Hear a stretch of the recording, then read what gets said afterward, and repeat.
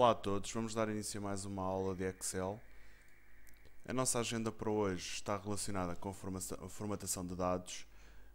Vamos ver as opções de formatação de texto, formatação de números com casas decimais, formatação de números com percentagem, formatação de datas, formatação de células ao nível dos limites, sombreados, tipos de letra, tamanhos, cores, e vamos ainda abordar os vários tipos de dados que podem ser atribuídos a uma determinada célula.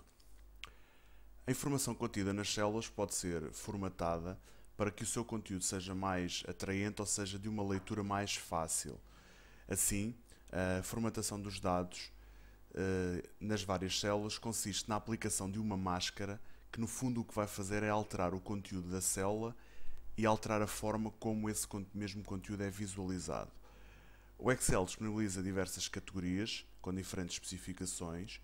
A imagem ao lado poderemos ver os vários tipos de dados ou as várias categorias que o Excel permite. Neste caso, o número, o moeda, um tipo de dados, data abreviada, data por extenso, hora, percentagem, fração, entre outros.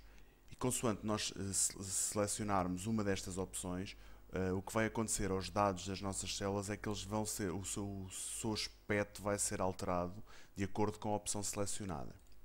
Apenas um pequeno exemplo, em que temos células do tipo texto.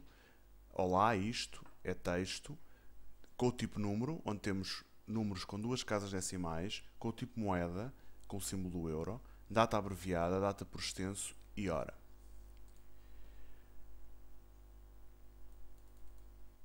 Sempre que nós começamos a escrever numa célula do Excel, por defeito o seu conteúdo é à partida texto, a não ser que seja um separador decimal. Portanto, sempre que nós introduzimos numa determinada célula um conjunto de caracteres, esses caracteres são à partida texto e terão um tratamento daí em diante como texto.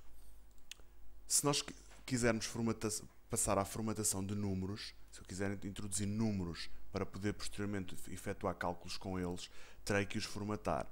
Uma das opções é selecionar a opção de formatação de células, escolher o tipo número e depois poder definir um conjunto de casas decimais, uma casa decimal, 0 casas decimais ou mais.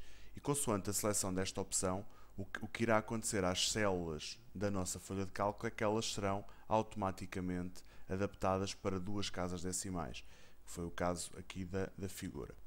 Similarmente, ou do mesmo modo, a formatação de números com percentagens processa-se de forma muito semelhante, ou seja, eu escolho a categoria percentagem, escolho o número de casas decimais e o que irá acontecer aos meus dados é que eles serão transformados em números com percentagens e neste caso com duas casas decimais. Outro dos tipos de dados é os dados do tipo data. Eu escrevo uma data da seguinte forma: dia, mês e ano, e depois tenho a opção de formatar esse tipo de data para uma data abreviada, uma data por extenso e mais 4 ou 5 tipos de data que estão disponíveis. E consoante eu seleciono uma ou outra opção, o que irá acontecer é que a data escrita na célula correspondente irá sofrer as alterações de formatação que nós selecionamos. Passando agora um pouco à formatação de células, nós podemos formatar as células ao nível do tipo de letra, do tamanho, da cor de fundo, dos limites e sombreados, ou seja, eu quando crio um conjunto de dados no Excel, eles por defeito, apesar de estarem organizados numa espécie de tabela, se eu quiser que essa tabela seja desenhada na impressão, eu terei que construir os limites dessa própria tabela. Portanto, terei que selecionar a opção dos limites e depois selecionar os limites que eu vou aplicar à minha tabela.